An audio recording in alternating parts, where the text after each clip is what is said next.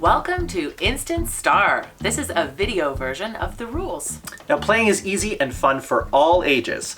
We recommend playing with 2 to 4 players. Now, before you begin, there's a few things to keep in mind. First of all, you can't get creativity wrong. Your way is the right way. Whatever you come up with is perfect. Now, the wackier the ideas, the more laughs you'll have.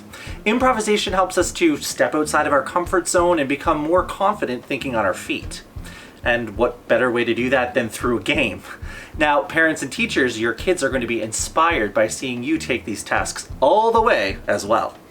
Don't forget the golden rule of improvisation. Never say no. That means you're going to go along with whatever your card is asking or whatever your scene partner might be presenting. Be playful, have fun, and never take yourself too seriously. Inside, you'll find a main deck of 52 cards, including 12 picture cards featuring yours truly, 20 quote cards, and 20 riddle cards. There's also an Instant Star deck of 28 cards with various improvisation tasks. There are 2 levels of difficulty for Instant Star, the basic game and the advanced game. We're going to walk you through the setup and gameplay for both. Be sure to watch all the way through as the advanced game builds off of the basic one. Let's set up the basic game. Using the main deck only, deal all cards out to the players face down. This will create your draw piles. Place the Instant Star deck to the side of the play area. These will be used to keep score and for some added fun. To play, all players will begin by saying 5, 6, 7, flip out loud and turn over the top card from their draw pile on the word flip for everyone to see. Look for matches amongst the cards. If there aren't any, repeat 5, 6, 7, flip, adding new cards to your face-up piles. If your flipped card matches with another player's, be the first to call out Blackout! And you win the round. Only those with matching cards can call blackout. If matching players call blackout at the same time, be the first to say lights up and you win the round.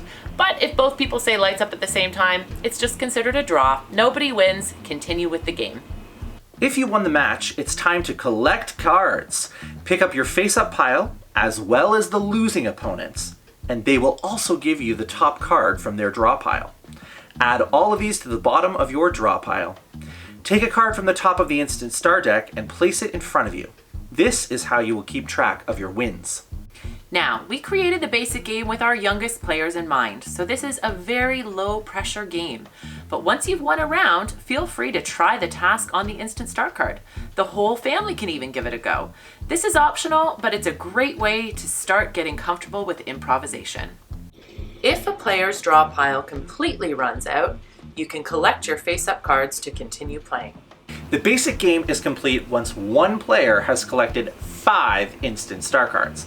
Now, as you become more comfortable, feel free to set a higher number goal to extend the game. If at any point one player loses all of their cards, they can earn more by completing an Instant Star task. Flip over the top card of the Instant Star deck, read it out loud, and have fun.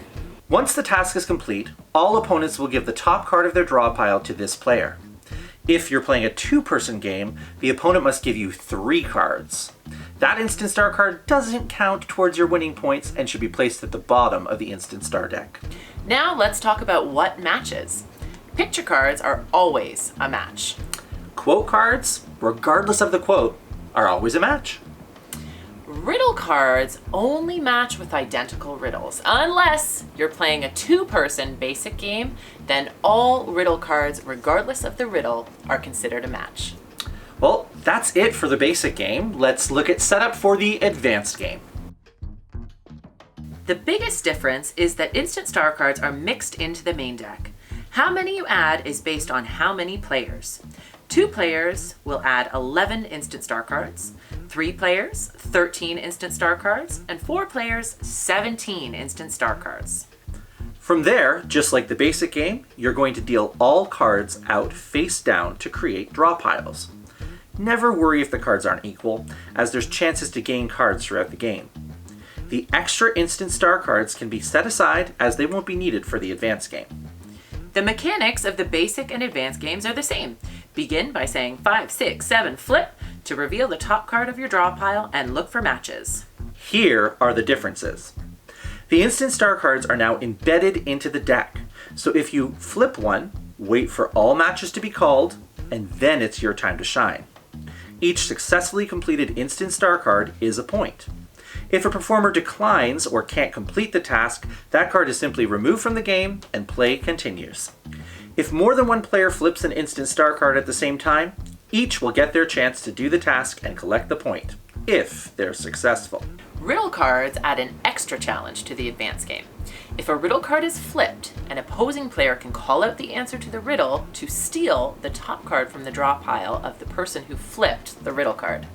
Now, calling out your own riddle first blocks this action. Keep in mind that riddle cards can also match, and calling out a blackout actually trumps solving another person's riddle. If you're a little unsure of what the riddles are, be sure to check out the answer key at the bottom of your game box. The game is done once all instant star cards have been revealed. Make sure to keep track of how many have been completed through the game. The winner is the player with the highest number of instant star cards. That's why the passing of cards face down throughout is great, because you never know who is gaining instant star cards. There are many ways these cards can be used. We've included a few bonus challenge options, but feel free to add your own tweaks as well. We can't wait to hear all about them.